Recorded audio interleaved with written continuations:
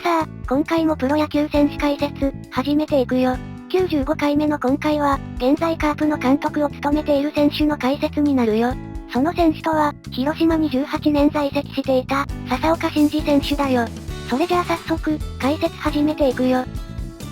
笹岡慎二、1967年8月26日生まれの54歳、島根県中郡金木町出身の元プロ野球選手だよ。引退後は野球指導者、現在は広島東洋カープの監督を務めているよ。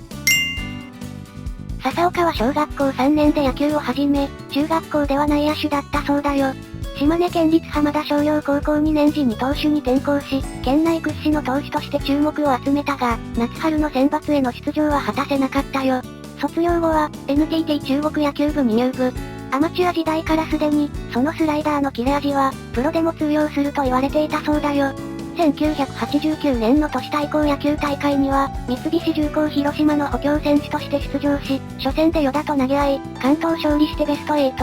同年のプロ野球ドラフト会議で、主に8球団が競合する中で、希望球団だった広島東洋カープから、1位指名を受け入団。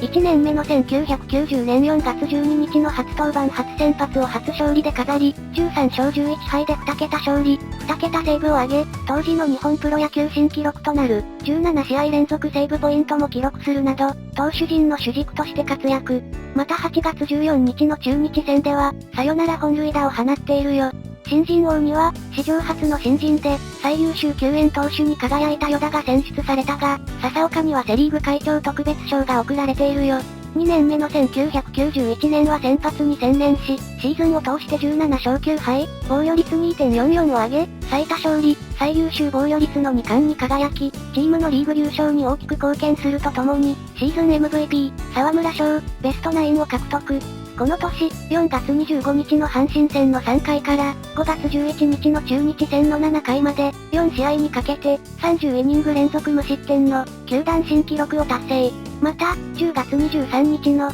西武との日本シリーズ第4戦で先発し、8回1アウトまで無安打無得点に抑えたよ。3年目の1992年、この年は12勝8敗を挙げ、プロ入り以来3年連続2桁勝利を記録。1993年には5勝で2桁勝利が途切れ、この年のセリーグ最多敗の17敗を記録しているよ。1994年、オールスター前までは先発として、4勝6敗防御率 3.95 と、決して良い状態ではなかったこともあり、シーズン後半からはチームの事情により、セットアッパーへ転向。27試合の登板で52回と3分の2を投げ、3勝3敗6セーブ、防御率 2.75 の成績を上げたよ。1995年、6年目で初の開幕投手を務め、勝利投手となるよ。この年もシーズン当初は先発だったが、抑えの大野が不調に陥り、先発に転向したため、入れ替わりでストッパーに転向。7勝7敗17セーブの成績を記録したよ。1996年、プロ入り後初めて、シーズンを通して抑えに定着し5勝7敗、また自己最多の23セーブを記録。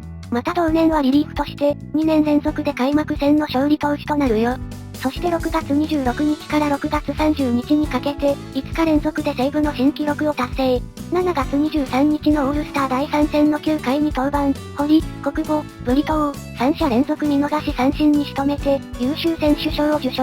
11月に行われた日米野球では、第1戦と第3戦にリリーフで1イニングずつ登板し、バリー・ボンズ等を三振に仕留めたよ。1997年、前年に続いて抑えに定着。同年台頭してきた横山と共にリリーフ陣を支え、5勝5敗21セーブを記録。1998年、この年も抑えとしてシーズンを迎えたが、初登板で3失点のサヨナラ負け、その後8試合無失点と復調したかに見えたが、5月14日のヤクルト戦で、ワンアウトも取れずにサヨナラ負けすると、新人の小林が、開幕からリリーフで活躍していたこともあり、小林と入れ替わる形で中継ぎに転向。その後6月4日に開幕投手だった大野が、故障で戦線離脱してしまい、先発が足りなくなったこともあり、急遽先発に再転向。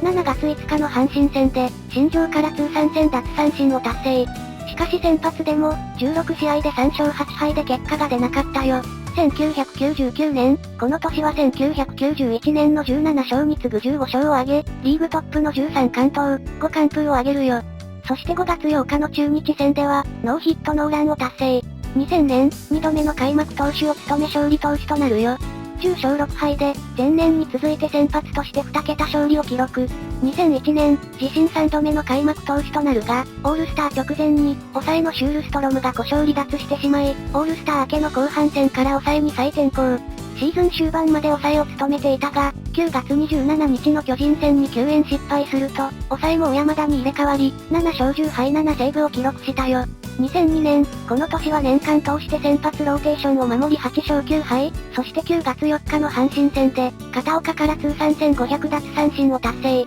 2003年、この年は前年に続いて、先発としてスタートしたが、小山田に代わって抑えを務めた、新人の長川が夏場以降に失速。これを支えるために、シーズン途中から抑えに再転向し、8勝8敗6セーブ、そして9月14日の横浜戦では、NPB 史上6人目となる、通算100勝100セーブを達成したよ。2004年、この年は抑えの長川につなぐ、セットアッパーとしてシーズンを迎えたが、長川が開幕から絶不調で、5月から長川に代わり、抑えとして登板。しかし5月半ばから立て続けに救援を失敗すると、抑えも大竹に切り替わったよ。7月以降はチーム事情により先発に再転向。3勝7敗3セーブの成績となったよ。2005年、この年は先発としてスタートするも、先発として1勝もできず、6月1日に5敗目を記録すると2軍に降格、新人時代以来となる2軍登板を経験。セパ交流戦明けから1軍復帰後リリーフに転向。リリーフでは22試合で1勝1敗、防御率 5.90 を記録。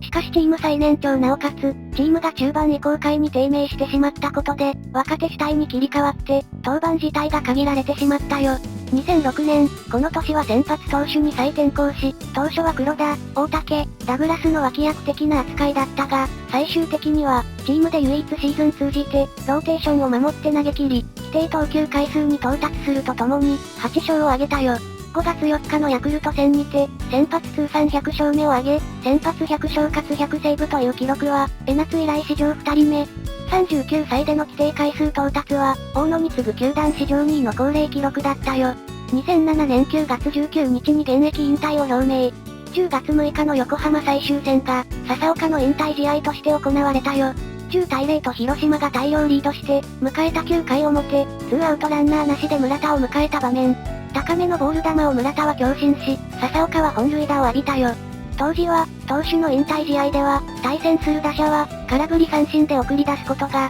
半ば暗黙の了解であったが、笹岡があくまでも、真剣勝負を望んでいたこと、意向を踏まえ広島側が事前に、気持ちよくフルスイングで送り出してほしい。展開次第では、打ってもらって構わない、と横浜側に伝えていたそうだよ。なお、村田はこの本塁打がシーズン第36号であり、35本で並んでいたガイエルら、3人との争いから抜け出して、単独での最多本塁打のタイトルを獲得したよ。引退試合を終えた、翌10月7日のヤクルト最終戦では、笹岡と同じく同年限りで引退し、アマ時代にバッテリーを組んだこともある、古田の引退試合に8回に登板。古田をゴロに打ち取り、ベンチに引き上げる際には、古田と固い握手を交わし、花束を受け取ったよ。笹岡は、マーティンに最後のわがままを聞いてもらった。全部まっすぐを真ん中に投げるつもりだったけど、球が遅すぎた。すごくいい思い出になりました、と語っていたよ。古田は後年、笹岡が登板することは聞いていたことを明かしており、球が遅いんですよ。